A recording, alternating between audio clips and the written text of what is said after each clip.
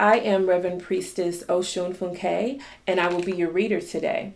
The question that I'm going to ask the ancestors and the Orisha are, what are their thoughts concerning human trafficking? Not just ordinary human trafficking, but human trafficking as it relates to descendants of the diaspora and indigenous people. You guys might remember a couple of years ago, the girls that were taken from Nigeria. And there have been other incidents like that. The slavery that we heard about in Libya, women being sold into slavery, sold into marriages, and men as well, and also children being adopted by wealthy European families. And it even happens here in the United States. So what is it that the ancestors have to say about this happening? Okay.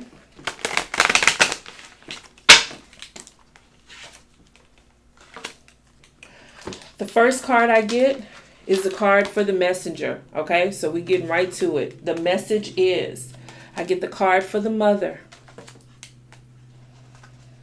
And I get the card for the informant. Okay, so we have here, the mothers are speaking. All right, the mothers are about to inform this reading.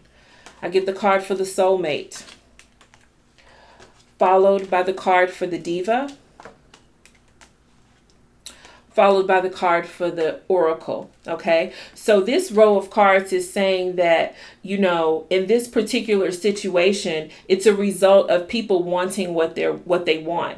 It's the result of people having money and having power and being famous and being able to do whatever they want to do. Okay, so I think that this is talking about the fingers of white supremacy. All right, and why this is able to happen. I get the card for the love child.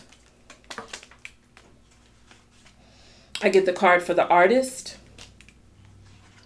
And I get the card for deception. So this is saying that a lot of these children are being fooled. Okay, they're being lied to. They're being tricked. All right. I get the card for karma.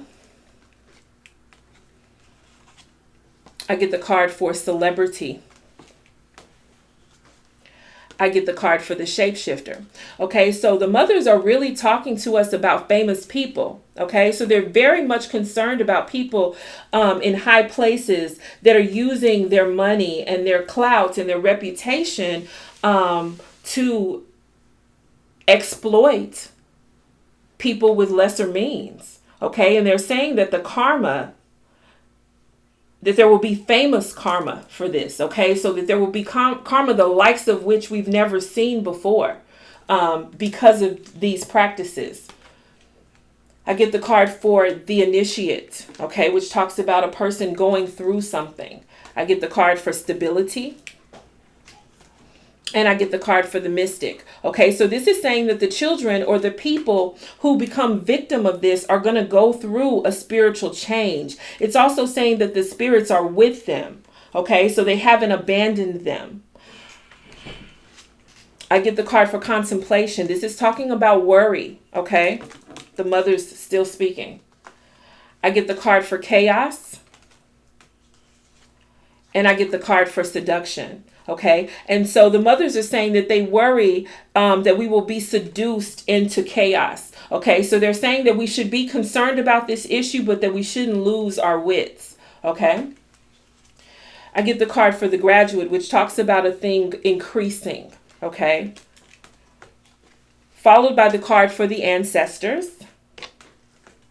Followed by the card for the big spender. Okay, so they're saying that the ancestors will continue to work on this issue. The ancestors will continue to pour their resources into it. They're saying that the ancestors are on it. And so that we should not be charmed or persuaded to do anything drastic or ridiculous. They're saying that they're with these children, that they're with these people. They haven't forgotten them, and that they're on the job. I am going to use the bones and ask the same question. What do the ancestors and the Orisha think about the human trafficking of indigenous people and descendants of the diaspora?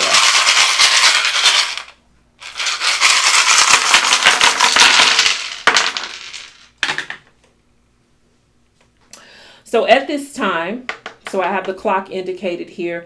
At this time, the ancestors feel that this time is infested. They think that this is a terrible time in our human history. I get the danger stone over the witch.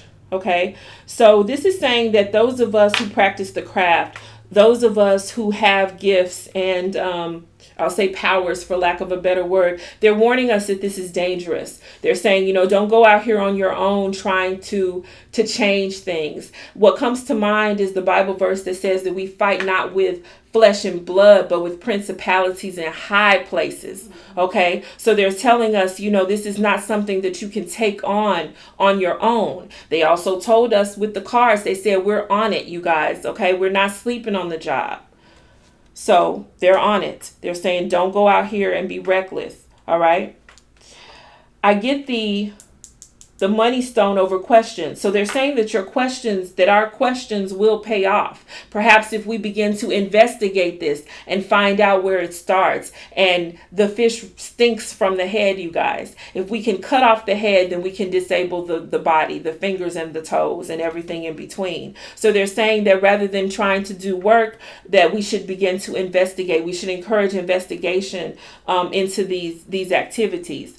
I have Ogun coming through with the creativity stone. So it's saying that there's going to have to be a war, that things are going to have to change. There's going to have to be a battle in order for this situation to change. But then I get the button over peace. So again, they're saying, we're on it. Okay. Ogun, who is war, is on it. We have the ancestors telling us over and over again that they're on it. They're aware of what's happening. We also have Yeye Oshun coming through with the cowrie shell. So she's speaking to us as well. And then we have the trophy over Oya. And you guys know that Oya is the emissary of swift and positive change. So this situation will change. They are not going to be able to continue to do this. We get the transformation stone over work. Okay, so this is saying that the work that we're doing, the work that is being done is going to change things. Okay, so whatever work is underway, be it the work of the ancestors, the work of the Orisha, and the work of those of us who are praying